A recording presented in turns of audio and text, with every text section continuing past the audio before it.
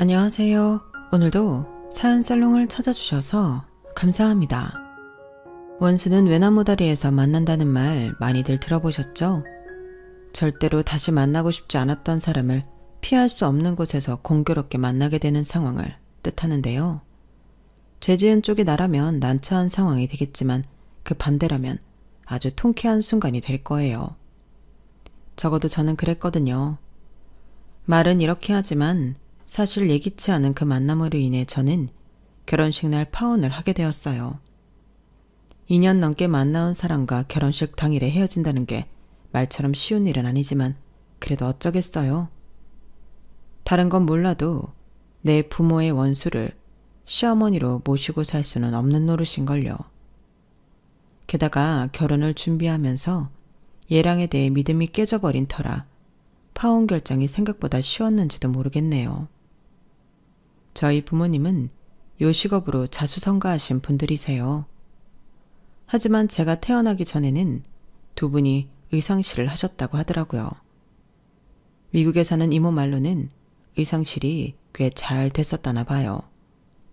단골 손님 중에는 기업 사장님 부인들도 많았고 당시에 활동하는 연예인들도 꽤 있었대요. 그래서 의상실 한쪽 벽에는 단골 연예인들 사인을 붙여놓았는데 손님들 중에 간혹 사인을 훔쳐가는 사람들이 있어서 이모가 그걸 감시하기도 했다더라고요. 부모님이 이대 입구에서 조그맣게 시작한 의상실은 입소문을 타고 손님이 모여들었고 그 덕에 명동으로 확장 이전을 하게 되었는데 그때부터는 일손이 많이 필요해서 직원도 여러 명 고용하게 되었다고 했어요. 당시 복장학원에 다니던 이모도 의상실에 나와 일손을 돕고 있었죠. 아직은 수습 직원이라 허드렛 일을 주로 하곤 했는데 엄마 말로는 그마저도 잘 못해서 결국엔 수습 직원을 하나 더 고용해야 했다고 하더군요. 그렇게 저희 부모님 의상실에 들어오게 된 직원은 이모랑 같은 중학교를 나온 동창이었는데 이름부터가 요상한 사람이었어요. 걔 이름이 소피아였어. 진짜 이름은 아니고 걔가 하도 소피아 로렌을 좋아해서 그렇게 부르기 시작했다더라고. 그런데 걔 본명이 뭔지 아니? 방귀자야, 방귀자. 그런 이름이 어디 가서 이름 대기도 창피했겠지. 그래서 고년이 방귀자라고 부르면 죽어도 대답을 안 하고 그랬다니까. 소피아 이렇게 불러야 그때서야 새침하게 왜? 이러고 대답했다니까. 아주 웃기는 애였지. 이모는 눈가에 맺힌 눈물을 닦아내면서 한참을 웃었어요. 하지만 이내 정색을 하고는 그러셨죠. 요 싸가지 없는 년 내 손에 잡히기만 해봐. 내가 아주 아작을 내버릴 테니까. 감히 은혜를 원수로 갚아? 친년이 어디 두 다리 뻗고 잘 살 수 있나 보자고. 방금 전까지만 해도 좋다고 깔깔대던 이모가 이렇게 180도 다른 반응을 하는 건 그 소피아라는 사람 때문에 저희 가정이 산산조각 날 위기에 처했었기 때문이에요.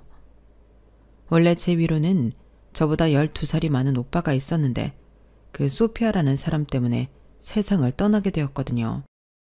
그년이 그 돈만 훔쳐서 도망가지 않았다면 우리 종민이가 그렇게 되진 않았을 거야. 아주 찢어 죽이고 말려 죽여도 시원찮을 년이야.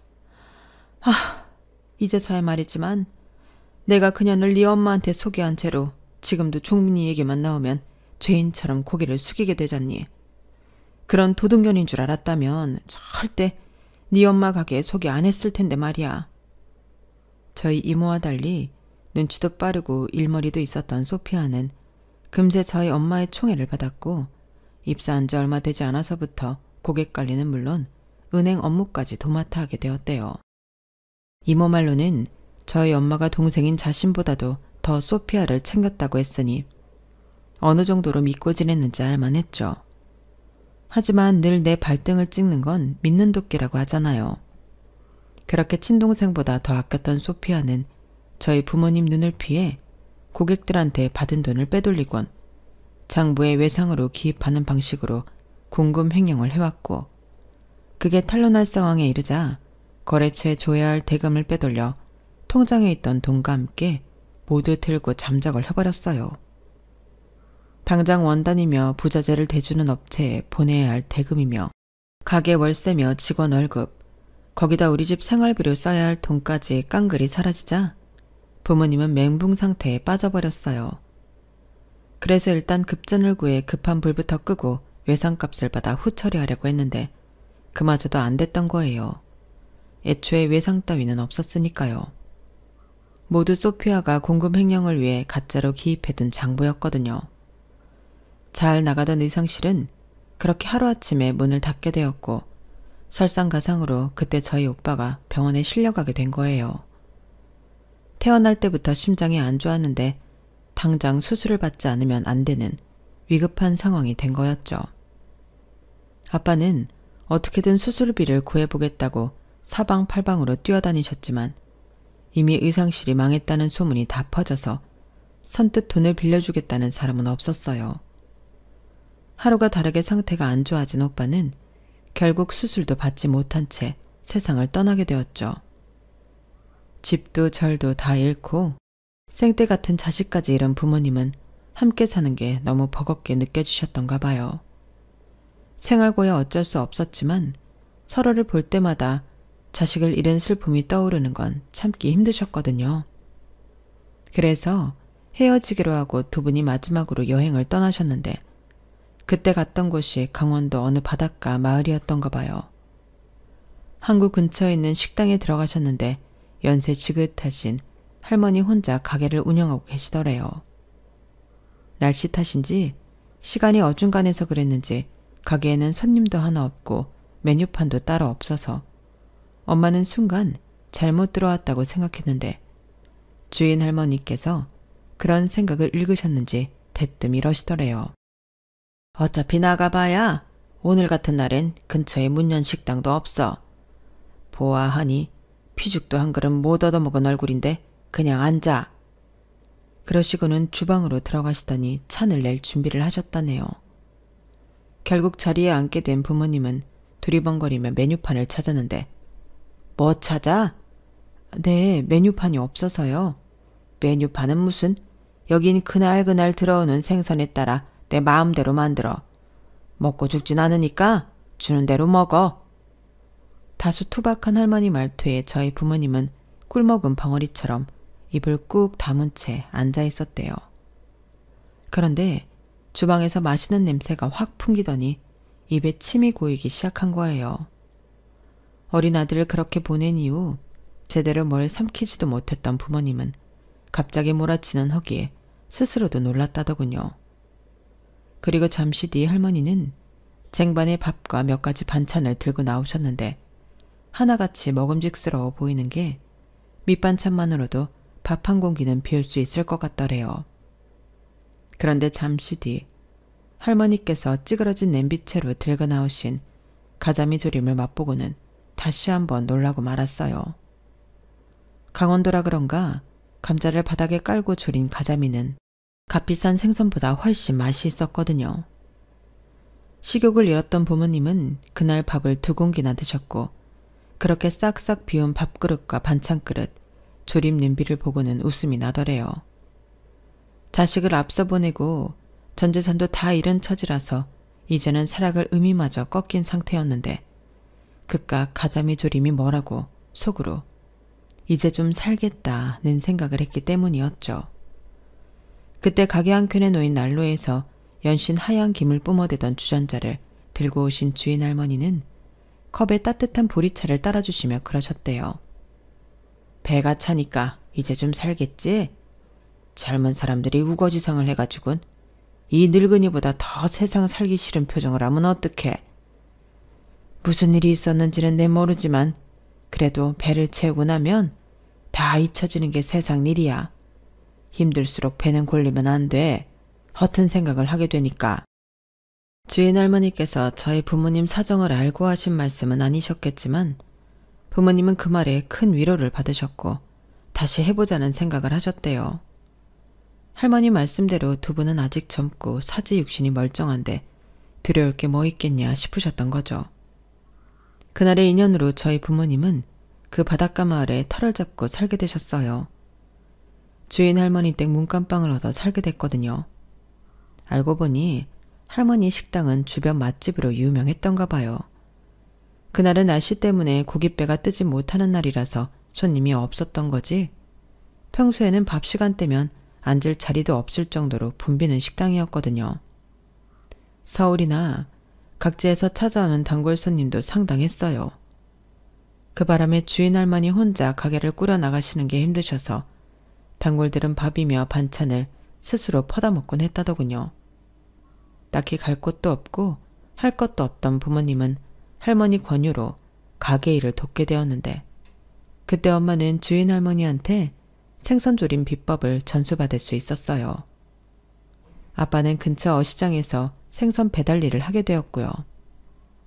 그렇게 5년 가까이 할머니의 가게 일을 돕던 부모님은 연로하신 할머니를 대신해 가게를 꾸려나가게 되었어요. 남편도 자식도 바다에서 잃었던 할머니는 저희 부모님을 자식 삼아 살게 되셨고, 세상 어느 곳에도 비빌 곳 없던 저희 부모님은 팔자에 없던 엄마를 얻게 된 거였죠. 남편이랑 자식을 묻은 이 바다를 떠나려고 얼마나 발버둥 쳤나 몰라. 나도 따라가려고 바다에 뛰어든 것도 한두 번이 아니고. 그런데 사람 목숨이 질기긴 하더라고. 번번이 살아나 70이 넘은 지금까지 멀쩡히 살아있으니 말이야. 살다 보면 사라지는 게 인생이야. 떠나보낸 자식만 가슴에 끼고 살지 말고 둘 다 아직 젊으니 자식 낳아서 새로 정주고 살아. 그렇게 서로 의지하고 살아가던 저희 부모님과 할머니의 인연을 할머니가 돌아가실 때까지도 이어졌어요. 그리고 할머니 말씀 덕분이었을까요? 그 집에 살면서 저도 태어나게 됐으니 말이에요. 3.2kg가 넘는 우량아였어요. 할머니께선 어디 한 군데 모난 곳 없이 둥글둥글하고 부글부글한 저를 보시고는 그러셨대요. 이놈이 복덩이네. 얼굴에 복이 덕지덕지 붙어있잖아. 복덩이네. 복덩이야. 할머니 말씀 덕분이었을까요? 제가 태어나고부터 저희 집은 나날이 번창하기 시작했어요. 모 TV 프로에서 저희 가게가 있던 항구에 촬영을 온 적이 있었는데, 그때 할머니 가게에 당시 유명했던 연예인이 찾아왔었는데, 그걸 시작으로 전국 각지에서 손님이 찾아오기 시작했거든요. 이전까지는 그저 아름아름 찾아오던 손님들이 이제는 공중파를 타고 전국에 소개되는 바람에 엄청난 인파가 찾아들기 시작한 거예요. 그 바람에 가게까지 확장하고 직원까지 쓰면서 장사를 하게 되었어요. 전보다 훨씬 더 바빠진 부모님 대신 저는 할머니 손에서 자라게 되었어요. 원래는 서울에서 직장에 다니던 이모가 결혼해서 미국으로 이민을 가는 바람에 저는 봐줄 사람이 없었거든요. 내가 보면 되지 뭐가 걱정이야. 집에서 밥축 내는 늙은이로 사느니 손녀딸 돌보며 사는 게 훨씬 낫지. 뭘 그래? 애 보는 게 얼마나 힘든 일인데요. 다리도 불편하신데 어떻게 애까지 보시게 해요? 무슨 소리야. 내 다리 아픈 게 하루 이틀 일이야. 어릴 때 소아마비로 절개된 이후로 지금까지 이 다리로 멀쩡히 살아왔어. 식당 일 하던 거에 비하면 애 보는 건 일도 아니지. 게다가 이렇게 순둥이인데 뭐가 문제야? 무구오고 우리 유민이도 할미가 좋아? 요 녀석 보는 재미에 시간 가는 줄 모르겠다니까. 그러니 잔말 말고 애는 나한테 맡기고 두 사람은 가게 일이나 신경 써. 내 가게 홀라당 말아먹지 말고. 70이 넘은 할머니는 그렇게 저를 돌봐주셨고 덕분에 부모님은 가게 일에 열중할 수 있었어요. 그때 할머니 손에 자란 영양 때문일까요? 저는 어릴 때도 소세지보다 된장국에 밥 말아먹는 걸 더 좋아했고 지금도 피자나 파스타보다 한식을 더 선호해요. 어릴 때부터 친구들한테 애늙은이 같다는 말은 귀에 딱지가 않도록 듣고 살았고요. 엄마가 그러시는데 제 식성이 할머니랑 똑 닮았다고 하더라고요. 그렇게 저를 친손주처럼 살뜰하게 보살펴 주셨던 할머니는 제가 초등학교에 들어가던 해 세상을 떠나셨어요.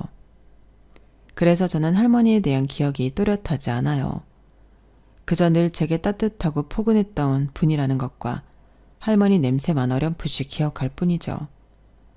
할머니의 작은 식당에서 시작한 부모님 식당은 이후 유동 인구수가 많은 곳으로 이전을 하셨어요. 근처에 비슷한 품목의 식당들이 늘어나서 근처가 아예 생선 조림 골목이 되어버렸고 오히려 그 덕에 입소문을 타고 손님들이 더 늘게 되었어요.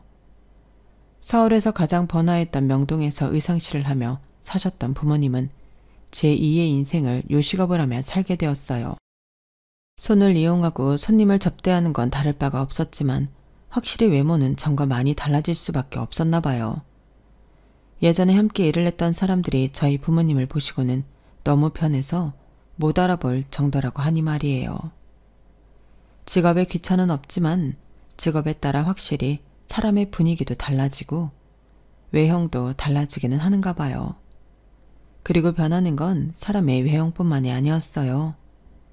기후변화에 따라 근처 바다에서 잡히는 어종이 변하면서 부모님 식당의 주력 메뉴도 달라졌거든요. 그럼에도 오래전 할머니 손맛을 그리워하는 연세 지긋한 손님들은 다른 메뉴는 거들떠도 안 보시고 자리에 앉자마자 가자미조림을 시키세요. 저도 우리 가게 메뉴 중 가자미조림을 제일 좋아해요. 똑같은 재료를 가지고 만드는 단순한 생선조림인데도 저희 가게에서만 느낄 수 있는 맛이 있거든요. 그래서 처음 서울에 올라가서 살게 됐을 때 그 가자미조림이 그리워서 많이 힘들었어요. 고등학교를 지방에서 졸업하고 서울에 있는 대학에 입학한 저는 20살 나이에 자취를 시작했어요. 학교에 기숙사가 있기는 했지만 선착순에 밀려 탈락하는 바람에 어쩔 수 없이 학교 근처에 원룸을 구하게 됐거든요. 그래도 어떻게 보면 그게 다행이었던 것 같아요. 부모님이 서울에 올라오실 때 제 원룸에서 함께 지낼 수도 있고 무엇보다 엄마의 가자미조림이 그리울 때 어설프게나마 제가 재료를 사다가 해먹을 수도 있었으니까요. 창밖으로 바다가 훤히 보이던 곳에서 살다가 사방이 건물로 막힌 답답한 서울에서 살려니 처음엔 많이 불편하더라고요. 그러다 하루는 친구를 따라 한강에 가게 됐는데 비록 바다는 아니지만 드넓게 펼쳐진 강물을 보니 그제야 조금은 숨통이 트이는 것 같았어요. 답답한 빌딩 숲에 적응하기까지 10년에 가까운 시간이 흘렀고 그러는 동안 저희 20대는 순식간에 흘러갔어요. 지나고 보면 간단히 숫자로 표시할 수 있는 시간이지만 그 시간을 살아내는 데는 어려움도 많았고 그만큼 성취감을 느낄 수 있는 일도 많았어요. 비록 부모님 도움으로 학비를 내고 원룸 월세도 감당하고 살았지만 저도 나름대로 아르바이트를 하며 생활비를 벌었어요. 서울에서 혼자 자취를 하면서 느낀 건데 집에서 아무 생각 없이 먹었던 밥 한 끼도 다 돈이라는 거였어요. 부모님 그늘 아래서 행했던 모든 것들이 다 돈이라는 걸 알게 된 거예요. 생수도 돈, 라면을 끓일 때 당연히 넣었던 계란도 돈이고 쓰레기를 버리는 봉지 하나도 돈이었어요. 정말이지 숨 쉬는 것 빼고 다 돈이 들어가는 통에 여름에 아이스크림 하나 사 먹는 것도 손이 떨릴 지경이었어요. 부모님과 함께 살 때는 느끼지 못했던 고마움을 서울에서 혼자 자취를 하는 동안 뼈저리게 느낄 수 있었어요. 자식은 부모 곁을 떠나봐야 세상 사는 어려움도 알고 부모를 이해하게 된다더니 그 말이 맞더라고요. 그렇게 조금씩 어른이 되어가는 사이 저는 여러 번의 연애와 이별을 경험하게 됐어요. 하지만 단 한 번도 결혼까지 생각했던 상대는 없었어요. 그러다가 이 사람이다 라고 생각하는 남자가 생겼어요. 그 상대는 저와 일적으로 만난 재미교포였는데 프로젝트가 끝나고 우연히 사적인 자리에서 만나게 되면서 관계가 급진전되었어요.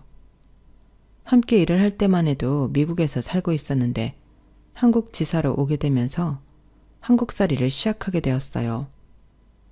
집을 구하는 것부터 생필품을 구매하는 것까지 제가 따라다니며 도와주다 보니 자연히 가까워지게 되었고 본격적으로 사귀게 된 거예요. 어차피 결혼할 사이라는 걸 밝혔으니 편의상 얘랑이라고 표기할게요. 얘랑은 한국에서 태어났지만 4살 때 부모님을 따라 미국으로 이민을 가게 되었다고 했어요. 부모님이 사기를 당하셨는데 그 바람에 더는 한국에서 살 수 없었어. 우리 부모님 소개로 투자를 했던 지인들이며 친인척들까지 피해를 입는 바람에 한국을 뜰 수밖에 없었거든. 마침 아빠 지인 중에 한 분이 미국에 살고 계셨는데 그분 도움으로 미국으로 가게 됐지만 솔직히 가보니까 눈앞이 캄캄하더라고. 어린 내 눈에도 그랬는데 부모님 심정은 어떠셨겠어? 참 고생이 많으셨지. 예랑과 부모님은 그곳에서 힘겨운 이민 생활을 하게 되었어요. 영어도 못하고 가진 것도 없으니 할 수 있는 일은 뻔했어요. 남들이 하기 싫어하는 힘들고 천대받는 일들이었죠. 하루 종일 일을 해도 한국과는 달리 워낙 물가가 높아서 형편은 한국에서 살 때보다 오히려 덜 힘들었다더군요. 거기다 말이 안 통하니까 아들을 학교에 입학시키는 것부터 시작해 서선 일처리를 하는데도 많은 어려움이 있는 건 당연했고요. 그렇다 보니 예랑의 부모님은 다툼이 잦아졌고 시간이 흘러도 이미 벌어진 간극은 좀처럼 좁혀지지 않았어요. 그러다가 예랑의 중학생 시절 두 분은 이혼을 하셨대요. 당시 어머님은 청소업체에 다니고 있었지만 그래도 늘 비자 문제 때문에 회사에 불만이 있어도 아직은 꿈도 못 꾸는 상황이었어요. 그러다가 미국인 남성과 결혼을 하게 되면서 늘 위태로웠던 비자 문제를 해결할 수 있었어요. 예랑은 새아빠와 사이가 좋지 않았지만 그래도 엄마를 생각해서 참고 살았다고 하더라고요. 대학을 집에서 먼 지역으로 갔던 것도 새아빠와 떨어져 살고 싶어서 그랬대요. 대학에 들어간 이후 예랑은 어떻게든 부모님 도움 없이 살아가기 위해 아르바이트도 하고 유명 기업에서 인턴 생활도 하면서 열심히 살았다나 봐요. 덕분에 졸업하고 바로 좋은 회사에 취업도 할 수 있었으니까 결국엔 잘된 일이었지만요. 한국 지사의 발령을 받은 것도 사실은 자진 지원한 거였어요. 일단 발령 기간 동안 한국에서 살아보고 여건이 맞으면 한국으로 들어올 생각으로요. 그러다가 저를 만나게 됐고 결혼 얘기까지 나오게 되자 슬슬 한국 기업으로 이직까지 생각하게 되었어요.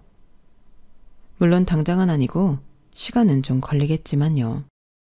저는 부모님이 연로하시기 때문에 한국을 떠나 살 생각은 없어서 예랑이 한국에 정착해 살겠다는 말에 결혼을 결심하게 되었어요. 그렇게 모든 일이 순차적으로 잘 진행되어 가는 줄 알았는데 생각지도 못했던 문제가 가로막더라고요. 뭐? 결혼식을 미국에서 하자고? 아니, 우리 부모님도 그렇고 자기네 친척들도 다들 한국에 계실 텐데 굳이 미국에서 할 필요가 있어? 어머님이랑 아버님이 한국에 잠깐 들어오시면 되잖아. 그게 말처럼 쉬운 게 아니야. 대신 결혼식 비용은 우리 엄마가 대주신다고 하니까 그냥 미국에서 하자. 혹시 부모님이 한국에 못 오시는 이유라도 있어? 아, 진짜 내가 많은 걸 바라는 거 아니잖아. 결혼식만 미국에서 하자는 건데 그 정도도 못 들어줘? 어차피 결혼하면 한국에서 살 텐데 결혼식만이라도 우리 부모님 편의를 좀 봐드리면 안 되냐고. 딱히 이유가 있는 것도 아니고 무조건 결혼식은 미국에서 해야 한다는 예랑의 말에 저도 감정이 앞서서 말다툼을 좀 했어요. 그러던 차에 엄마한테 전화가 왔고 예랑과 있었던 일을 전하게 됐어요. 그런데 그래? 그럼 미국에서 하지 뭐. 네 이모도 미국에 있으니까 간 김에 오랜만에 내 동생 얼굴도 보고 오면 좋지. 결혼식이야 한국에서 하든 미국에서 하든 그게 뭐 중요하니? 니들이 행복하게 잘 살면 그만이지. 결혼식도 올리기 전에 얼굴 붉히고 싸우지 말고 순리대로 풀어가는 게 좋지 않겠니? 그쪽 부모님이 한국에 못 오는 사정이 있으니까 그런가 보다 생각하고 좋게 좋게 넘어가. 아니 그래도 이건 아니지. 그럼 결혼식에 내 친구들도 못 오고 친척들도 못 오는 건데 굳이 왜 미국까지 가서 해야 하냐고. 그리고 자기 부모님이 한국에 못 오시는 이유가 있다면 나한테만이라도 이유를 말해줄 수 있는 거잖아. 이유는 말도 안 해주고 무조건 미국에서 해야 한다고 우기니까 나도 감정이 상한 거고. 아, 진짜 결혼 한 번 하기 정말 힘드네. 그때까지만 해도 시부모님이 한국에 못 오시는 이유를 몰랐기 때문에 이러한 상황이 답답하고 예랑한테 서운한 마음이 컸어요. 나중에야 안 사실이지만 거기에 엄청난 비밀이 있었더라고요. 아무튼 저희 부모님의 양보로 결혼식은 미국에서 하게 되었고 시부모님이 한국에 못 오시는 이유로 결혼 전에 상견례도 할 수 없었어요. 미국에서 식을 올리는 거라서 사실 제가 준비할 수 있는 게 거의 없었어요. 미국은 한국처럼 웨딩 촬영을 본격적으로 하지 않기 때문에 업체를 컨택해 결혼 전에 웨딩 촬영을 하는 정도랑 미국행 항공권을 준비하는 게 결혼 준비의 전부였어요. 신혼집 문제도 얘랑이 살고 있는 월세 빌라가 아직 계약 기간이 끝나지 않아서 일단은 제가 얘랑 집에 몸만 들어가 살기로 하고 계약 기간이 끝나면 그때 집을 구하기로 했거든요. 뭔가 딱 떨어지는 게 없이 어중간하게 일이 진행되다 왠지 찜찜한 기분이 들어서 결혼식을 앞두고도 마음에 정리가 되지 않더라고요. 이런 제 마음도 모르고 주변에서는 시댁이 미국에 있어서 좋겠다는 말들을 하더라고요. 시부모님이랑 멀리 떨어져 사는 게 얼마나 좋아. 시댁에 자주 안 가도 되고 제사나 명절이니 챙길 필요도 없고 완전 땡 잡은 거지. 게다가 시댁이 미국이니까 놀러가는 기분으로 가면 되잖아. 아, 나도 교포랑 결혼을 했어야 하는 건데. 난 우리 시어머니가 툭 하면 반찬 싸들고 집에 찾아오시는 통에 미치겠다니까. 당신 아들도 안 먹는 반찬을 가져오시는 통에 음식물 쓰레기만 잔뜩이라고. 그걸 또 버리면 기껏 만들어다 줬다니 버린다고 난리고. 먹자니 나도 남편도 입에 안 맞아서 못 먹겠고. 도대체 우리 보고 어쩌라는 건지. 그런 거 생각하면 넌 정말 복받은 거야. 제 사정을 들은 친구는 오히려 자기 신세 한탄을 하며 되려 제가 부럽다고 하더라고요. 제 속도 모르고 말이죠. 자기야, 그럼 결혼식장이랑 드레스, 필요한 음식 같은 건 어떻게 해야 돼? 한국에서 인터넷으로 알아보는 데는 한계가 있어서 뭘 어떻게 해야 할지 모르겠단 말이야. 그건 엄마가 알아서 해주신다니까 자기는 아무 걱정 안 해도 돼. 아니, 어떻게 걱정을 안 해. 당장 드레스를 어떤 걸 입게 될지도 모르고 예식장이 어딘지도 모르고 뭐 하나 아는 게 없는데. 글쎄, 우리 엄마가 알아서 해주신다니까. 우리 엄마도 의상 쪽 일을 하시는 분이라서 자기보다 드레스는 더 잘 고르시니까 걱정 말라고. 그리고 결혼식 전에 업체에 가서 입어보고 아니다 싶으면 다른 걸로 하면 되잖아. 미국도 사람 사는 데인데 뭘 그렇게 걱정을 해. 중요한 건 결혼식이 아니라 우리 두 사람이 결혼을 통해 부부가 된다는 거 아니겠어? 까짓거 결혼식 없이 혼인신고만 하고도 잘 사는 사람들도 많다고. 우리 너무 형식적인 거에 치중하지 말자. 얘랑이랑 얘기를 하면 할수록 저만 옹졸하고 편협한 사람처럼 비춰지는 것 같아서 기분이 상했어요. 그렇다고 이걸 미국식 사고와 한국식 사고의 차이라고 단정 짓는 것도 맞지 않는 것 같았거든요. 그리고 이런 제 걱정은 기우가 아닌 현실로 벌어지고 말았어요. 결혼식을 며칠 앞두고 부모님과 함께 미국으로 간 저는 부모님을 이모댁에 모셔다 드리고 얘랑과 함께 예비시댁으로 향했어요. 그리고 그곳에서 처음으로 예비 시부모님을 만나게 되었죠. 제가 영어 실력이 그리 특출난 게 아니라서 예비 시아버지와는 간단한 인사말 정도만 나눌 수 있었어요. 대신 예비 시어머니와는 한국어로 편하게 대화를 할 수 있었죠. 어머님은 연세에 비해 꽤 세련된 분이셨는데 은연중에 은근히 한국을 깔보는 듯한 인상을 받았어요. 말끝마다 내가 한국에 살 때는 이라는 말로 25, 6년 전의 한국을 떠올리며 끊임없이 미국과 비교를 하셨거든요. 솔직히 벽을 보고 얘기를 하는 기분이었어요. 그런데 더 저를 황당하게 했던 건 웨딩드레스였어요. 우리 미니한테 들어서 알겠지만 내가 한국에 있을 때 의상 디자이너로 일을 했어. 그래서 내 결혼식 드레스도 내 손으로 직접 만들어 입었단다. 한국을 떠나오면서도 내가 이 드레스만큼은 절대 버리지 않고 간직했어. 내 며느리가 될 아이한테 내 손으로 입혀주려고. 그 말을 듣는 순간 솔직히 당황스러웠어요. 물론 외국에서는 시어머니가 자신의 웨딩드레스를 며느리한테 물려주는 경우가 있다는 건 알고 있었지만 제가 그렇게 입게 될 줄은 몰랐거든요. 그런데 얘랑의 표정이 더 가관이더라고요. 마치 이런 상황이 너무 감동스럽다는 듯이 흐뭇하게 자기 엄마를 바라보고 있는 거예요. 이런 상황에 제가 그 드레스를 안 입겠다고 할 수 없는 분위기였어요. 그래서 울며 겨자 먹기로 드레스를 입었는데 세상에 저하고는 너무 안 어울리는 거예요. 차이나 카레에 어깨에 심하게 셔링이 잡혀서 마치 핸드볼 공만한 풍선 2개를 어깨에 얹어 놓은 것 같은 데다 원단 부분 탈색이 돼서 개가 오줌을 싼 것처럼 얼룩덜룩했거든요. 어머나 세상에, 너무 잘 어울린다. 30년도 훨씬 지난 드레스인데도 요즘 나오는 드레스에 비해 하나도 손색이 없는 거 봐. 너도 마음에 들지? 저는 감동스러운 표정으로 무척이나 기뻐하는 어머님한테 찬물을 끼얹을 수는 없어서 애둘러서 제 뜻을 전했어요. 어머님이 입으시면 더 잘 어울리실 것 같아요. 저는 좀 감당하기 힘들지만요. 그건 당연하지. 내가 옷발이 좀 잘 받는 스타일이거든. 그래도 너도 그렇게 나쁘지는 않아. 나만 못해서 그렇지. 내가 이거 입었을 때만 해도 허리가 23인치였거든. 너는 한 25, 26 정도 되니? 네가 허리에 살집이 있어서 조금 손을 보긴 해야겠는데 그거야 뭐 여기만 살짝 터서 꿰매면 되니까 금방 할 수 있어. 요즘에 이런 드레스를 어디서 살 수 있겠니?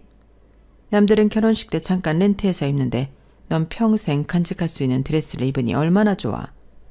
넌 시어머니 철든 줄이나 알아. 저기 어머님, 그렇게 귀한 드레스를 저한테 주시게요? 그러지 마시고 이건 어머님이 간직하세요. 저는 업체에서 렌트해서 입을게요. 저랑은 잘 안 어울린 것 같거든요. 아무래도 어머님이 제 말뜻을 이해 못하시는 것 같아서 할 수 없이 솔직하게 말씀드렸어요. 그랬더니 어머님 표정이 싹 달라지는데 순간 그 매서운 눈빛에 움찔하게 되더라고요. 어머님은 기분 나쁜 티를 팍팍 내시면서 알겠다고 하셨는데 그 바람에 예랑이 저한테 한 소리 하더라고요. 왜? 잘 어울리는데. 우리 엄마가 특별히 생각해서 웨딩드레스를 물려주시겠다고 하는데 어떻게 그걸 거절할 수가 있어? 나 솔직히 이번 일은 자기가 잘못했다고 생각해. 당장 우리 엄마한테 사과해. 그러자 어머님이 먼저 나서서 그러시더라고요. 됐다. 싫다는 애한테 굳이 그럴 거 없어. 이래서 한국 사람들은 마인드가 촌스럽다는 거야. 뭐든 새로 만드는 게 최고인 줄 알고 무조건 바꾸려 만든다니까? 인생 최고의 세레모니를 하는 날에 한 집안의 역사를 이어간다는 게 얼마나 중요한지 모르는 거라고. 역사와 전통은 돈으로도 못 사는 거란 걸 왜 모르나 몰라. 참 나원. 역사고 나발이고 드레스가 어지간해야 입을 거 아니에요. 어머님은 본인 솜씨가 대단한 줄 아시지만 솔직히 제가 보기에 그 드레스는 정말 꽝이었어요. 달인날이라면 한 번 입고 끝내요. 하지만 인생에 한 번뿐인 내 결혼식이잖아요. 그래서 저도 끝까지 고집을 부렸고 결국 이모가 아는 업체를 통해 웨딩드레스를 렌트하게 되었어요. 웨딩드레스의 일로 삐진 예비 시어머니는 저희 부모님이 미국까지 온 걸 알면서도 결혼식 전에 만나자는 말 한마디 안 하시더라고요. 저도 어머님과 예랑한테 감정이 안 좋아진 탓에 더는 두 손 놓고 있을 수가 없었어요. 그래서 이모와 엄마를 모시고 어머님이 예약해두신 결혼식 장소와 피로연을 하기로 한 식당을 둘러보았어요. 그런데 아니나 다를까 정말 마음에 안 드는 곳들이더라고요. 미국에서 오래 산 저희 이모도 혀를 내두를 정도였어요. 나 세상에, 요즘에 누가 이런 데서 결혼식을 해. 얘, 네 시어머니한테 말해서 장소 바꾼다고 그래. 이모가 책임지고 제대로 준비해 줄 테니까. 아니, 남의 집 귀한 딸을 세상에 이런 데서 식을 울리게 하는 게 말이 되냐고. 기껏 미국까지 사람을 불러서는 이렇게 엉망으로 식을 치를 생각이었냐고. 진짜 이상한 여자네. 그리고 사돈이 한국에서 왔다고 하면 먼저 연락해서 식사 대접이라도 해야 되는 거 아니야? 누구 때문에 결혼식을 여기서 하는 건데 말이야. 사람이 아주 예의도 없어. 이모는 저보다 더 화를 내시며 인맥을 총동원해 급하게 예식장과 피로연장을 섭외하셨어요. 저와 함께 예식장과 피로연이 있을 식당을 둘러본 예랑도 이번에는 고집을 부리지 않더라고요. 자기가 봐도 엉망이었으니까요. 결국 위약금을 무는 조건으로 예약된 식장과 식당은 취소를 했고 이모가 급하게 섭외해 준 곳에서 결혼식과 피로연을 하게 되었어요. 그나마 하객이 양가 부모님과 이모네 가족, 얘랑 친구들 정도밖에 안 되는 말 그대로 스몰 웨딩이라서 급하게 구할 수 있었어요. 그리고 드디어 결혼식 당일이 되었어요. 미국에 온 순간부터 시어머니 때문에 모든 일이 꼬여서 기분이 많이 상한 상태였지만 그래도 부모님을 생각해 최대한 티를 안 내려고 노력했는데 생각지도 않은 문제가 터진 거예요. 그것도 제 인생을 뒤흔들 엄청나게 큰 문제가요. 결혼식 날이 돼서야 처음으로 얼굴을 보게 된 양가 부모님은 인사를 나누시면서 고개를 갸웃거리셨어요. 저희 부모님은 그런 게 아니라 예비 시어머니도 마찬가지였죠. 굉장히 낯이 익다고 생각하셨거든요. 하지만 정확히 어디서 봤는지 기억이 안 나시는지 일단은 준비된 자리에 앉으셨어요. 그런데 뒤늦게 식장에 들어오신 이모가 우리 부모님 건너편에 앉아있던 예비 시어머니를 보시더니 눈에 불을 켜고 입술을 벌벌 떠시더라고요. 그러더니 옆에 있던 마이크를 집어들고 소리를 치셨어요. 소피야, 너 소피야 맞지? 네가 왜 그 자리에 앉아있어? 그러자 예비 시어머니는 흠칫 놀란 기색을 보이면서도 애써 아무렇지 않은 척 연기를 해댔어요. 그러자 그 반응에 더 화가 난 이모가 보란듯이 소리쳤어요. 언니 형부, 쟤 모르겠어? 언니네 의상실 돈 훔쳐 달아난 소피아잖아. 기억 안 나? 소피아. 아니지. 한국 이름으로 방귀자. 귀자잖아 쟤가. 그제야 저희 부모님은 기억이 났는지 예비 시어머니를 향해 눈을 부릅떴어요. 그리고 니네 식장은 술렁이기 시작했죠. 이모가 얼마나 주변에 소피아에 대한 욕을 하고 다녔는지 객석에 앉아있던 이모 지인들도 다들 소피아가 누군지 아는 듯 했어요. 이년이 어디 숨어있나 했더니 미국에 숨어 살고 있었네? 하! 원수는 외나무 다리에서 만난다고. 방귀자, 너 이년 잘 만났다. 이 도둑년아. 니년이 우리 언니네 돈 훔쳐가는 바람에 우리 언니는 자식까지 잃었는데 니년은 미국에서 잘도 살아있었구나. 너 오늘 내 손에 죽어봐라. 이모는 그대로 마이크를 집어 던지고는 예비 시어머니 머리채를 잡았어요. 사람들이 달려들어 둘을 떼어놓으려고 하는데도 이모는 잡은 머리채를 끝까지 놓지 않았어요. 저희 엄마는 벌벌 떨리는 소로 가슴을 쥔 채 울먹였고 아빠는 눈시울이 붉어질 정도로 애써 화를 삭히고 계셨어요. 결국 그날 경찰까지 출동하는 바람에 결혼식장은 난장판이 되었고 미국 경찰서에서는 40여 년 전에 한국에서 벌어졌던 일로 시끌벅적해졌어요. 마침 제 결혼식 참석사 왔던 이모 아들이 변호사여서 상황은 생각보다 쉽게 해결될 수 있었어요. 그리고 그제야 왜 예비 시어머니가 미국에서 결혼식을 올리려고 했는지 그 이유도 밝혀졌는데 그것 또한 기가 막히더라고요. 예비 시어머니는 저희 부모님한테서 훔친 돈으로 예랑의 친부와 함께 지방에서 의류 사업을 시작했다더라고요. 한동안 잘 되던 사업 덕분에 돈을 쓸어 담던 예랑의 부모는 돈 욕심에 부동산에 손을 대게 되었는데 나쁜 놈 위에 나쁜 놈이 있다고 되려 사기를 당해서 돈을 홀라당 날리게 된 거예요. 거기서 손을 털고 끝냈으면 될 걸. 지인들과 친인척들한테 자신들이 당한 것과 똑같이 사기를 쳐서 돈을 빼돌렸고 그게 들키게 되자 미국으로 도망친 거였죠. 친인척들은 그런 예랑의 부모를 고소했고 한국 땅에 발을 들이는 순간 체포가 되는 상황이었던 거예요. 그러니 무서워서 한국에 발을 들일 생각도 못했던 거죠. 그렇게 자신의 더러운 과거를 숨긴 채 자식 앞에서 마치 피해자인 척 살았던 예비 시어머니는 결혼식장에서 저희 부모님과 맞닥뜨린 순간 과거의 죄가 발목을 잡게 된 거예요. 소피아가 한국 땅을 떠난 지 30년도 넘었지만 공금횡령과 절도죄는 여전히 살아있었거든요. 한국 땅을 벗어난 순간 공소시효가 멈추게 되니까요.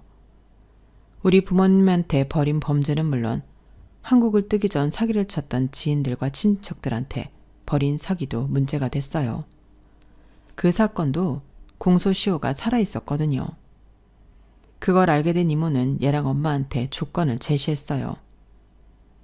너 우리 언니네 돈만 갚아주면 한국까지 끌고 가진 않을게. 지금 한국에 들어가면 우리 언니네 돈이 문제가 아니야. 이후에 네가 벌인 사기까지 전부 책임져야 한다고. 그 나이에 빵에 들어가서 콩밥 먹고 살래? 잘 생각해봐. 뭐가 이득일지. 너 머리 잘 굴리잖아? 이모의 설득 아닌 설득에 예랑 엄마는 저희 부모님께 훔친 돈을 물어주었어요. 화폐의 가치가 달라진 만큼 현재 화폐 가치에 해당하는 금액으로요. 물론 정확한 수치는 아니었지만 받을 수 있을 거라는 생각도 못했던 돈이라서 그 정도로 타협을 하기로 했어요. 그리고 당연히 제 결혼은 파투가 났고 그렇게 결혼식 당일에 파혼을 하게 되었어요.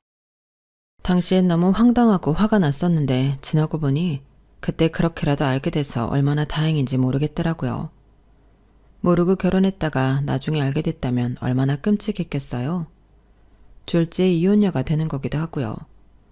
아무튼 제 파혼 스토리는 이렇게 끝이 났어요. 하지만 예비 시어머니의 인생 지옥은 거기서 끝이 아니었다는 게 문제였죠. 저희 이모가 동창들한테 전화를 돌려서 얘랑 엄마한테 사기당했던 친인척들을 찾아냈거든요. 어릴 때 한 동네에서 국민학교, 중학교를 같이 다녔기 때문에 이렇게 저렇게 다 연결이 되어 있어서 그리 어려운 일은 아니었다고 하더라고요. 그렇게 찾은 사람들한테 얘랑 엄마가 사는 집 주소를 알려주었고 그 바람에 미국까지 피해자들이 찾아와서 일이 커졌거든요.